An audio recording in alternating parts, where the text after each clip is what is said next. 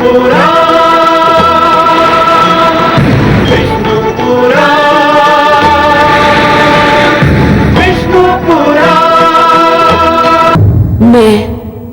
मां हूं, धरती मां, और इसीलिए तो मैं संसार की हर मां का दुख समझती हूं। संसार की हर मां का दुख देखकर तड़प उठती हूं। मैं जानती हूं कि चोट पुत्र को लगती है, मगर पीड़ा मां को होती है। दुख पुत्र को होता है, आंसू मां की आंखों से टपकते हैं। इसीलिए तो कहा जाता है कि मां ईश्वर का रूप है। इसीलिए तो कहा जाता है कि मां के पैरों तले स्वर्ग है। कयाधु की भी यही पीड़ा थी कि प्रहलाद को केवल इसलिए दंड दिया जा रहा है कि वो सत्य का मार्ग नहीं छोड़ना चाहता था। वो विष्णु भक्ति से मुंह नहीं मोड़ना चाहता था। मगर मैं ये भी जानती हूं कि पुत्र प्रहलाद की परीक्षा तो अभी आरंभ हुई है।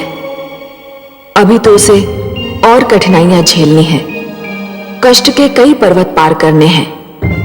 देखना यह है कि उसका विश्वास कितना अडिग है।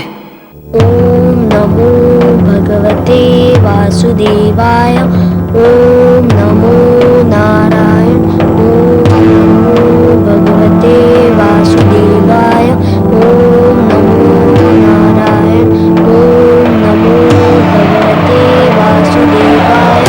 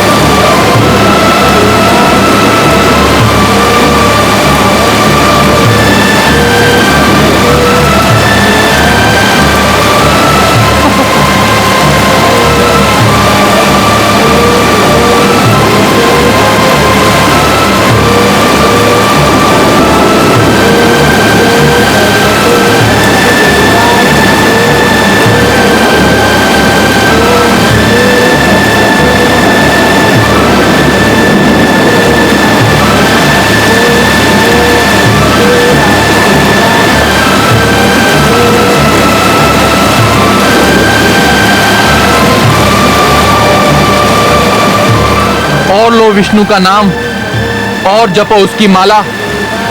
अरे छोटे से छोकरे, तेरी माता ने तुझे तेरे पिता के प्रकोप से तो बचा लिया, पर मेरे प्रकोप से तुझे कौन बचाएगा? मैं तुझे तड़पा तड़पा के, तरसा तरसा के मार डालूंगा। तेरे विष्णु ने मेरे तन के 2 टुकड़े कर दिए थे। मैं उसके किसी भी भक्त को चैन नहीं लेने दूंगा। देखूं वो मेरा क्या कर लेता है।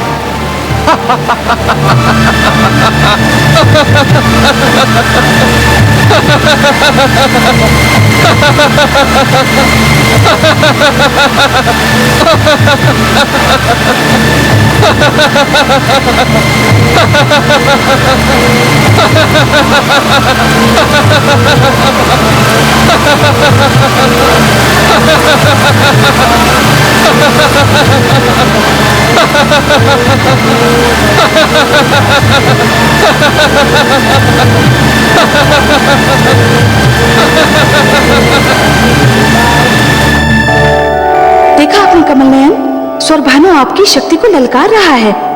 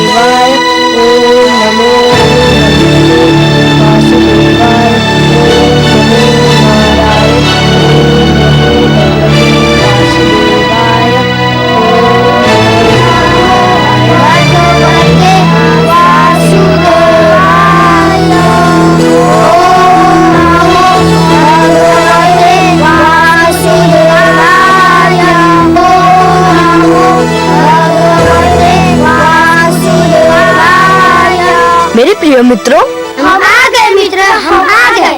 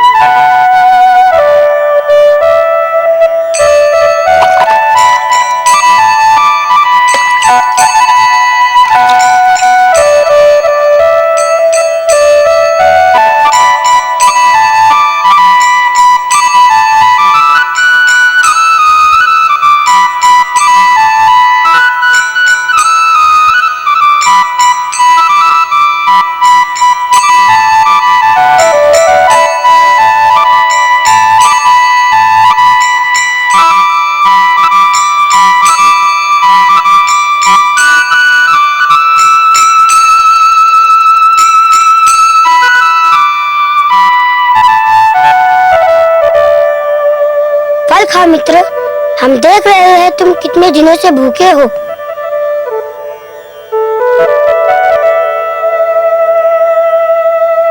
रुक क्यों गए, खाओ ना।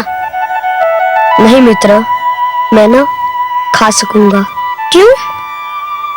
मैं जानता हूँ कि मेरे राजभवन छोड़ने के उपरांत मेरे माता ने भी आज तक भोजन को हाथ न लगाया होगा।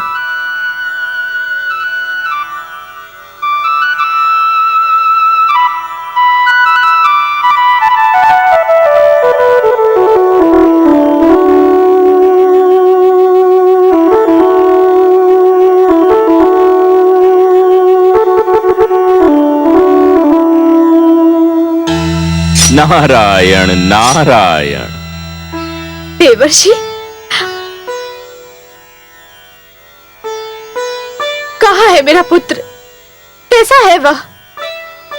पुत्री, तुम्हारा पुत्र इस समय सत्य मार्ग पर है और सर्वथा वैसा ही है जैसा सत्य मार्ग का पथिक होता है। तुम तुम उसकी चिंता मत करो। मैं तो केवल यह कहने आया हूं कि तुम अब भोजन कर लो। कैसे कर सकती हूँ मैं भोजन, जबकि मेरा पुत्र भूखा प्यासा होगा? कौन देगा उसे अन्न जल? वह तो उसे प्रकृति ने दे भी दिया है, पर तुम तो जानती ही हो पुत्री कि तुम्हारा पुत्र कैसा हठी है। वह उस समय तक अपने मुख में अन्न का एक दाना भी नहीं डालेगा जब तक उसकी मां भोजन नहीं कर लेती। यदि तुम चाहती हो कि वह भूखा न रहे तो जाओ भोजन कर लो।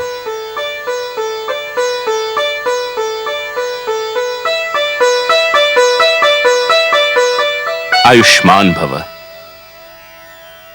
नारायण नारायण।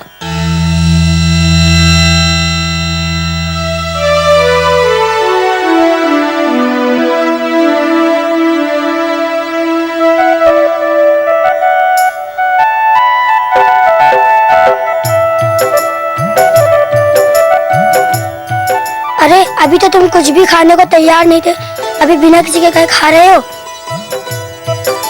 क्योंकि मेरी माता भी भोजन कर रही है। तुम्हें कैसे पता चला? पुत्र माता के शरीर का अंश होता है, वो माँ पर बीती हर दशा पहचान लेता है।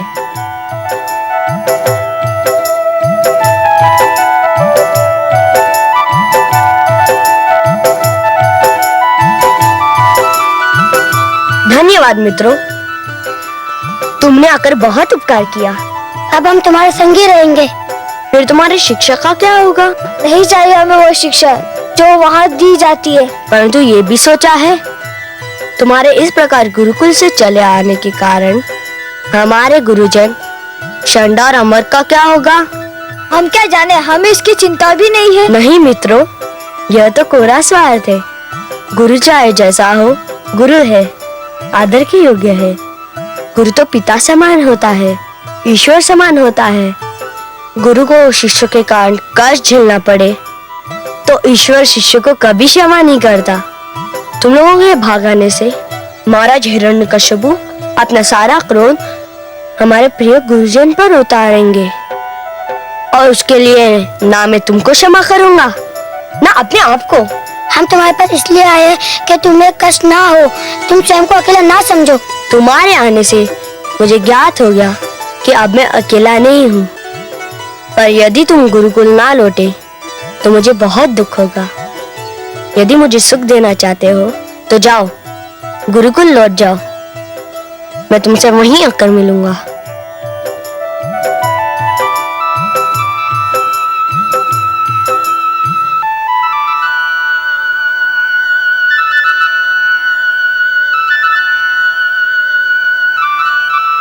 दुआई है भगवान, दुआई है, दुआई है भगवान, दुआई है, दुआई है भगवान, दुआई है, दुआई है भगवान, दुआई है, दुआई है भगवान, दुआई है। क्या हुआ? क्या हमारी प्रिय प्रजा को किसी ने सताने का साहस किया है या किसी दुष्ट ने उसे कष्ट पहुंचाया है? हे प्रियजनों, आप किस बात की दुहाई दे रहे हैं? हे भगवान, हम पर घोर विपदा आन पड़ी है। सर्वशक्तिमान हमारे पुत्र गोकुल छोड़कर चले गए हैं। तो क्या गुरुकुल के प्रबंधकों ने विद्यार्थियों पर शिक्षा का इतना बोझ लाद दिया कि वे घबराकर वहां से भाग गए? ऐसा भी नहीं है भगवान। तो फिर क्या कारण है उनके गुरुकुल छोड़कर जाने का? वे अपने मित्र राजकुमार प्रहलाद को खोजने निकल गए हैं और उनका कुछ पता नहीं है। राजकुमार प्रहलाद की खोज में क्या उन्हें ज्ञान नहीं कि राजकुमार प्रहलाद राजद्रोही है? क्या उन्हें ज्ञान नहीं कि जो भी इसका साथ देगा वो मेरी दृष्टि में अपराधी है? तब तो उन्हें इस अपराध का दंड अवश्य मिलेगा। दंड साधारण भूल के लिए दिया जाता है भगवान। इन बालकों ने जो किया है वो भूल नहीं है, अपराध नहीं है, खुला विद्रोह है। उन्होंने असुर गुरुकुल के समस्त शिक्षा के विधान को व्यर्थ और अर्थहीन घोषित कर दिया है। उन्होंने आपके प्रभुत्व और ईश्वर रत्न के आगे प्रश्न चिन्ह लगा दिया है। स्पष्ट वर्णन करो स्वर भानु। हे सर्वशक्तिमान, आज हर ओर यही चर्चा है जो अपने पुत्र को नियंत्रण में ना ला सका, जो अपने ही पुत्र से स्वयं को ईश्वर न मनवा सका, वो कैसा ईश्वर है? उसे कौन ईश्वर मानेगा?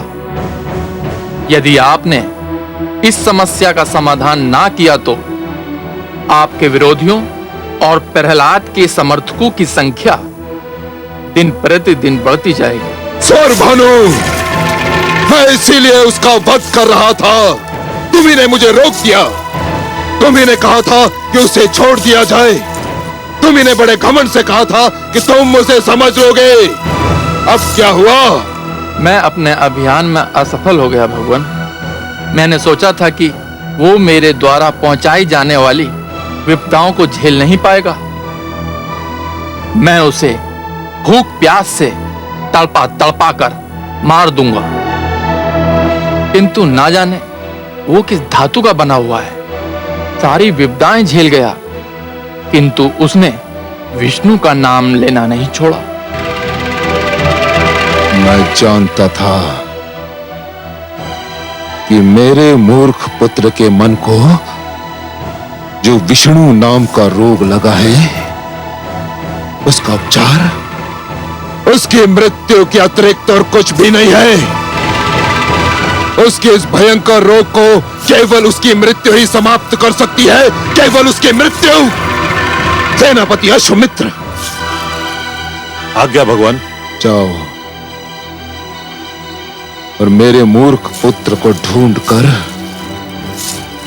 उसे एक बार फिर मेरा आदेश दो कि वो मुझे ईश्वर मान ले मुझे ईश्वर। और यदि इस बार भी वो ना माने तो उसे रस्सियों से बांधकर किसी ऊंचे पर्वत के शिखर पर ले जाओ और उसे वहां से इतने बलपूर्वक नीचे फेंको कि उसकी हड्डियां चूर चूर हो जाएं। जाओ। आपकी आज्ञा का पालन होगा, किंतु हे सर्वशक्तिमान, मुझे कुछ पता नहीं कि राजकुमार प्रहलाद कहां होंगे, कहां मिलेंगे। मैं उन्हें ढूंढूं तो कहां ढूंढूं? मैं जानता हूं कि वो कहां है। सेनापति, मेरे साथ आओ, मैं तुम्हारा मार्गदर्शन करूंगा।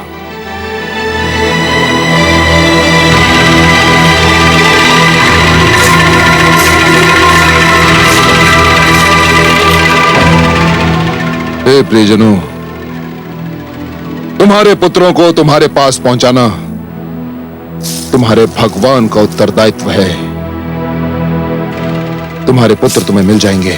भगवान हिरण्यकशिपु की, भगवान हिरण्यकशिपु की, भगवान हिरण्यकशिपु की, भगवान हिरण्यकशिपु की, भगवान हिरण्यकशिपु की, भगवान हिरण्यकशिपु की, भगवान हिरण्यकशिपु की, भगवान हिरण्यकशिपु की।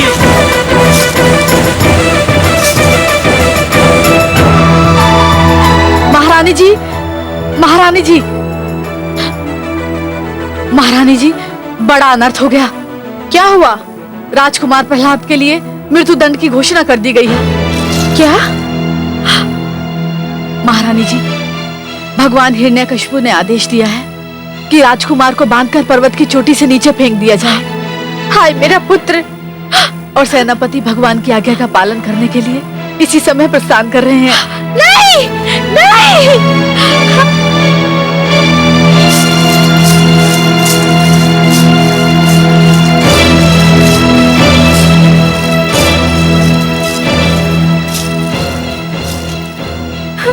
चलो सारथी। ठहर जाओ, तुम लोग मेरे पुत्र का वध नहीं कर सकते। हम विवश हैं महारानी, हमें अपने भगवान की आज्ञा का पालन करना ही होगा। आप हट जाइए। नहीं हटूंगी। तुम्हारा ये रथ मेरे शरीर को कुचल कर यहाँ से आगे बढ़ सकता है। हट जाइए, हट जाइए, हट जाइए। अश्वमित्र के मार्ग से हट जाइए महारानी। नहीं महाराज, मेरे पुत्र पर दया कीजिए, उसे क्षमा कर दीजिए। उसे आपने अपने राजमहल से तो निकाल ही दिया है, आप उसे अपनी दीनहीन दशा पर छोड़ दीजिए महाराज, उसे क्षमा कर दीजिए। नहीं, कदापि नहीं महारानी। उसे छोड़ना अपने ईश्वरत से हाथ धोना होगा। आप हट जाएं। नहीं। महारानी को राजभवन ले जाओ। नहीं महाराज, मेरे पुत्र को क्षमा कर दीजिए। नहीं महाराज, क्षमा कर दीजिए उसे, क्षमा कर दीजिए। अश्वमित्र, आज्ञा का पालन हो। जो आज्ञा भगवान। चलो सारथी।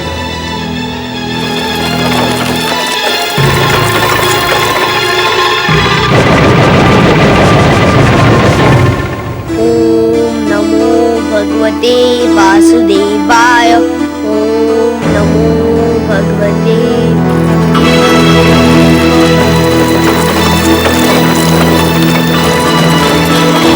ओम नमो भगवते वासुदेवाय। ओम नमो भगवते वासुदेवाय।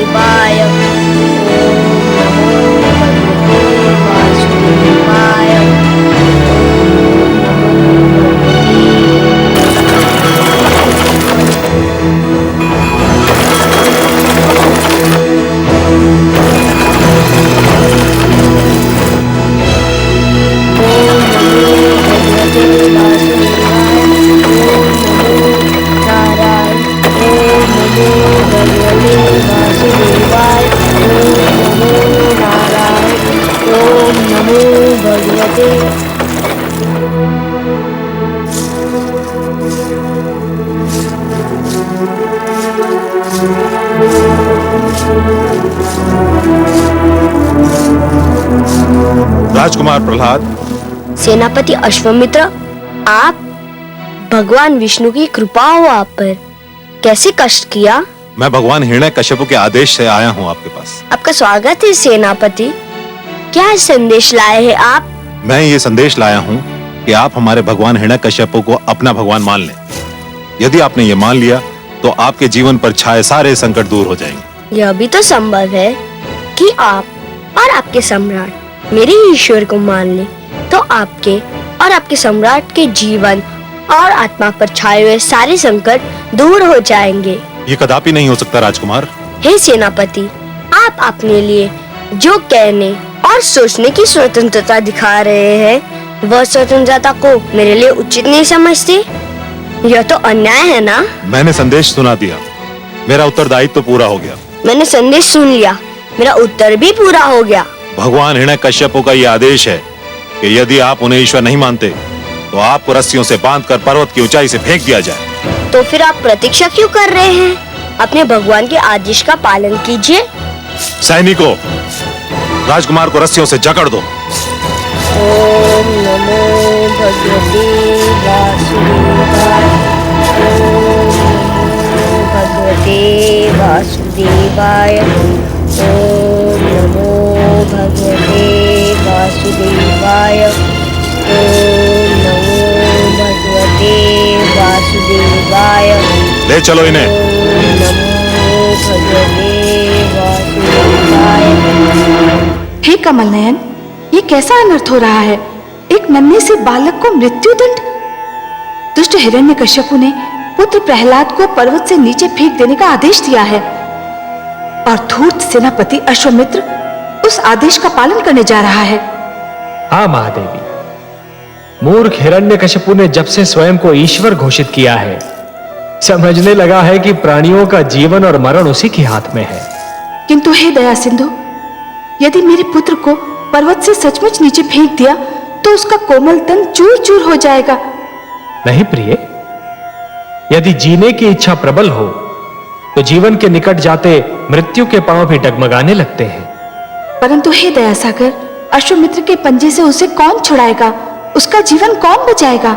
उसका विश्वास महादेवी, उसका दृढ़ विश्वास। जिस प्रकार सूर्य के रहते रात्रि का साहस नहीं कि वो दिन के निकट भी जाए, उसी प्रकार आपके पुत्र प्रहलाद के दृढ़ विश्वास के रहते किसी विपदा का यह साहस नहीं कि वो उसे छू भी सके। उसका यही दृढ़ विश्वास उसके जीवन की रक्षा करेगा। उसे पर्वत तो क्या, आकाश की ऊंचाई से भी नीचे फेंका जाए तब भी उसका बाल भी बांका नहीं होगा।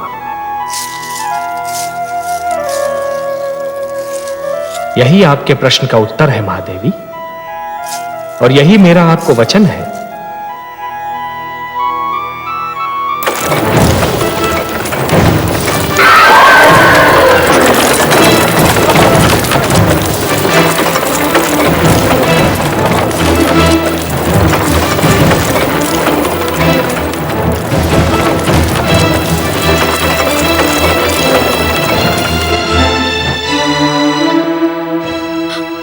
हे विष्णु, अब तुम ही कुछ करो। मेरा पुत्र तुम्हारे नाम पर न्योछावर हो रहा है, उसे तुम्हारा नाम लेने का दंड दिया जा रहा है। मैं क्या करूं? क्या करूं मैं? नारायण नारायण। हे देवर्षि, मैं क्या करूं? मेरे लक्ष्मीपति को पुकारो, उनसे सहायता मांगो। मैं कहां जाकर उन्हें पुकारूं? मेरे स्वामी ने तो उनके सारे मंदिर ध्वस्त कर दिए हैं। मैं कहां जाकर विष्णु से अपने पुत्र का जीवन बचाने की मांग करूं? पुत्री, मेरे लक्ष्मी नारायण को पुकारने के लिए किसी मंदिर में जाने की आवश्यकता नहीं है। वे तो सर्वव्यापक हैं, हर ओर रमते हैं, हर कण में बसते हैं। तुम्हारे पति ने यदि मूर्खतावश उनके मंदिर उजाड़ भी दिए हैं, तो भी एक मंदिर तो ऐसा है ही जिसे कोई नहीं उजाड़ सकता। कहां है वह मंदिर देवर्षि? तुम्हारे मन में पुत्री। मन का मंदिर तो मेरे नारायण का सबसे प्रिय बसेरा है। उन्हें यही मंदिर प्रिय है। निराश मत हो पुत्री, उन्हें अपने मन से पुकारो, वो तुम्हारी पुकार अवश्य सुन लेंगे। नारायण नारायण। हे लक्ष्मीपति, हे दया निधान, हे कृपा सागर, मेरे पुत्र अपने भक्त प्रहलाद की रक्षा करो। ओम नमो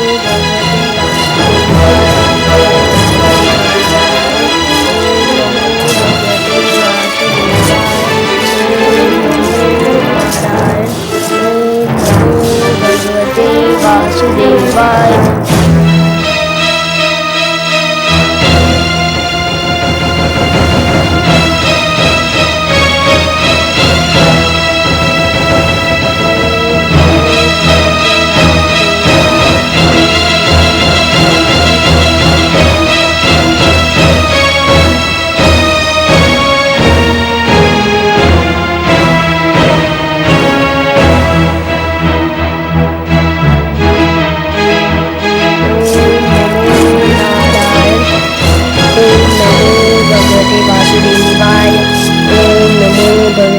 राजकुमार प्रहलाद, मैं आपसे अंतिम बार पूछता हूँ, आप हमारे भगवान हिरण्यकश्यप को अपना ईश्वर मानते हैं या नहीं?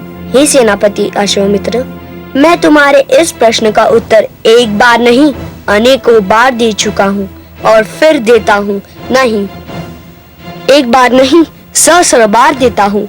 नहीं नहीं नहीं। सैनिकों, ओम नमो भगवते नीचे फेंक दिया जाए इसे।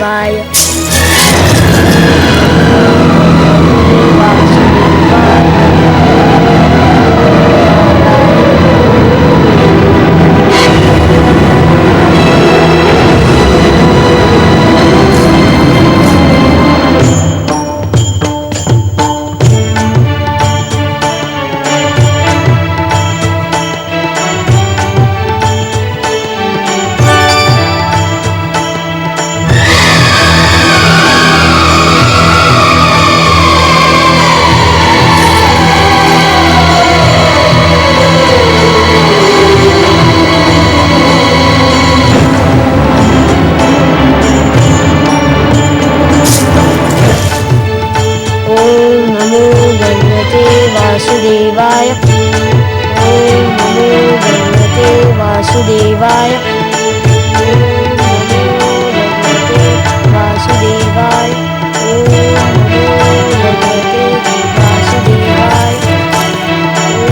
नमो भगवते वासुदेवाय।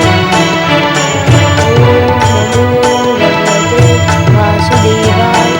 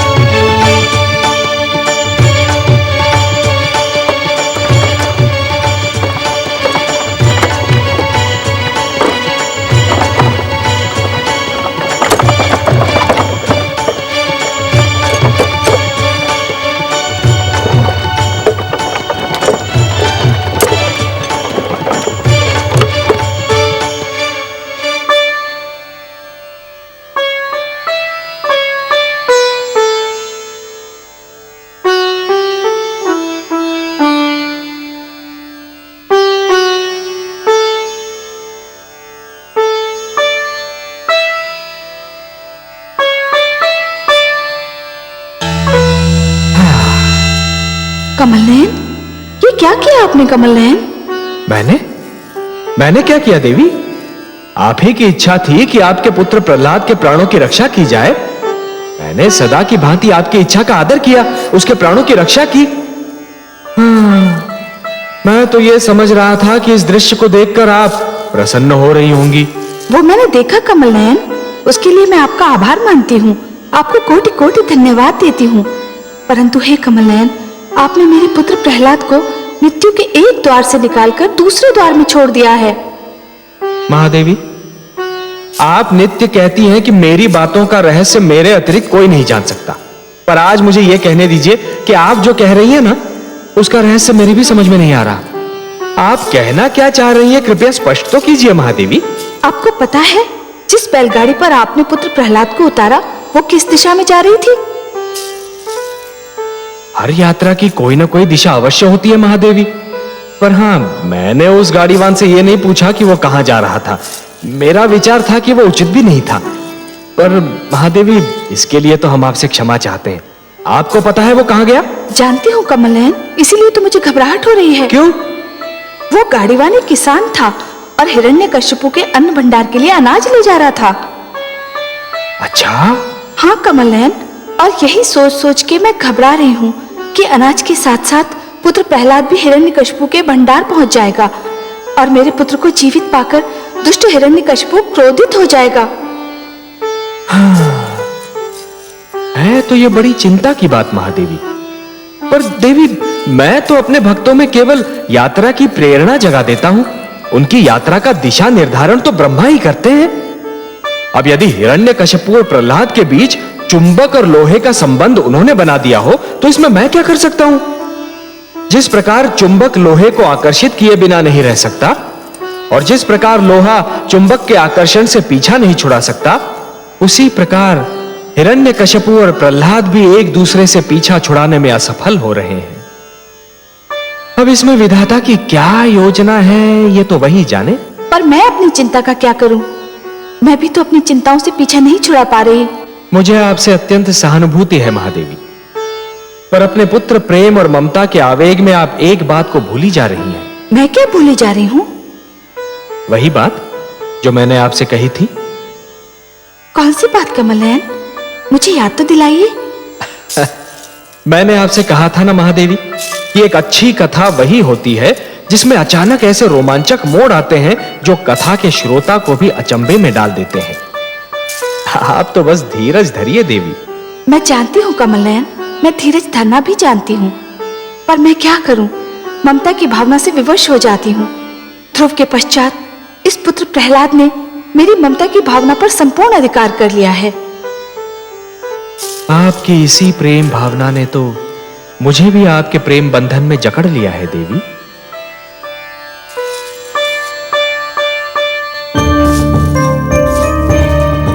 अश्वमित्र कहां रह गया? अभी तक नहीं आया।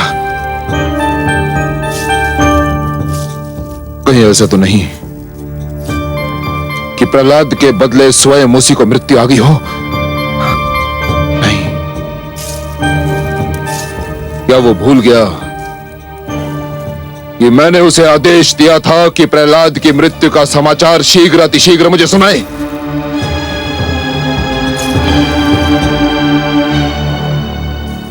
अब आप क्या सोच रही हैं महारानी?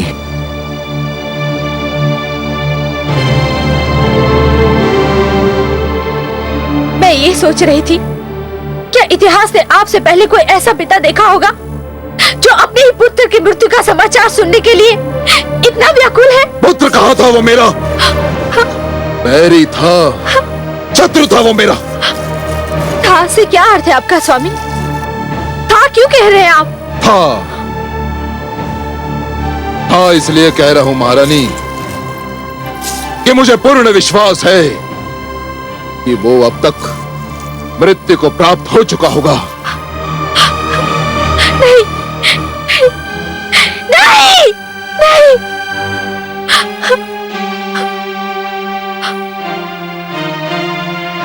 आप तो ईश्वर हैं। ईश्वर तो अंतर्यामी होता है। आपको तो पहले से ये ज्ञात हो जाना चाहिए था। महारानी, भगवान हिरण्यकश्यप की जय हो।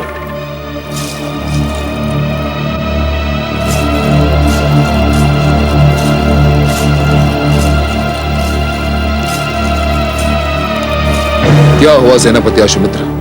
भगवान, मैंने आपके आदेश का पालन कर दिया। शुभ समाचार, अत्यंत शुभ समाचार। मुझे पूरा वृत्तांत सुनाओ।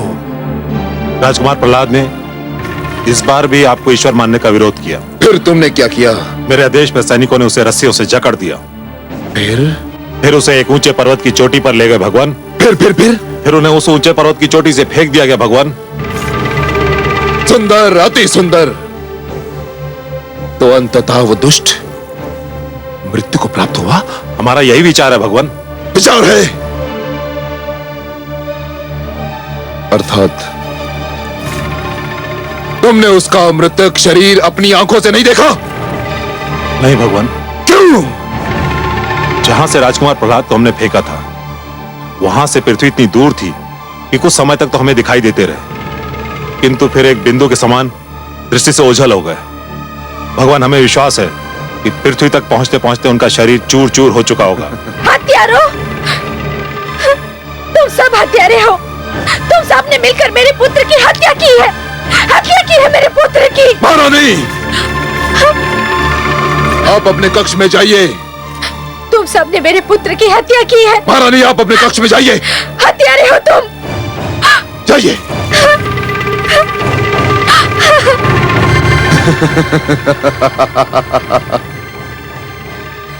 मारा गया, मारा गया। मेरा बैरी और विष्णु का अंतिम भक्त भी मारा गया। अश्वमित्र, सारे राज्य में घोषणा कर दो कि मैंने अपने पुत्र को राजद्रोह के अपराध में मृत्यु दंड दे दिया। इस संसार को भी बता दो कि मैंने न्याय की मर्यादा के लिए अपने पुत्र के भी प्राण ले लिए।